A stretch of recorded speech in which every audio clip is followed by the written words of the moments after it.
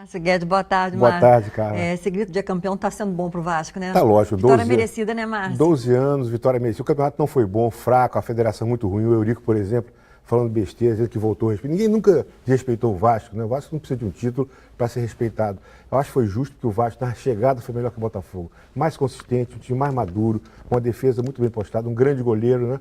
Então o Vasco... Maracanã lotado também, Maracanã bonita festa, lotado, né, recorde número de pagantes, não, de presentes, porque tem uma limitação de ingressos, né?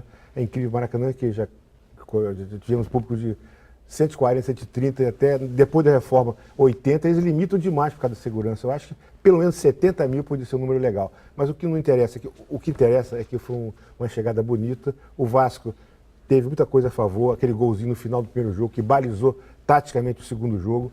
E o Botafogo teve problemas com a ausência de Jefferson, o Jobs também foi afastado por problemas do doping da FIFA. Ontem, aos 10 minutos, o Arão, que é o jogador dos mais importantes do Botafogo, saiu lesionado. Tudo isso facilitou para o Vasco, que já era para mim o favorito, porque tem um time ligeiramente superior e mais experiente que o Botafogo. Aí destaque também para o Doriva, o técnico. O Doriva, Vasco, exatamente. né? Ele chegou, o Eurico, inclusive, a gente tem que falar do Eurico, né? Não dá para esquecer o homem. Ele pediu que o Vasco fosse ofensivo. E o Doriva fez um equilíbrio legal, porque o Vasco, sem deixar de ser ofensivo, baseou muito na defesa sobre o seu esquema tático. Mas eu acho que houve um equilíbrio muito bom. E o Doriva, que tinha sido campeão ano passado pelo Ituano, com esse mesmo jogador, o Rafael Silva, ele trouxe o Rafael Silva e o Rafael Silva fez 2 gols, jogador iluminado, né? Foi o talismã do Vasco, fazendo um gol em cada um dos 2 jogos.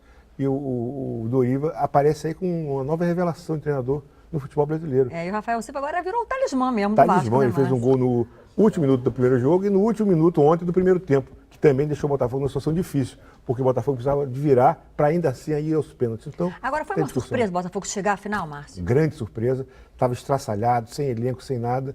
Houve um trabalho de reconstrução, contratações assim, modestas, mas bem feitas. O time ganhou uma Taça Guanabara, que ninguém podia imaginar.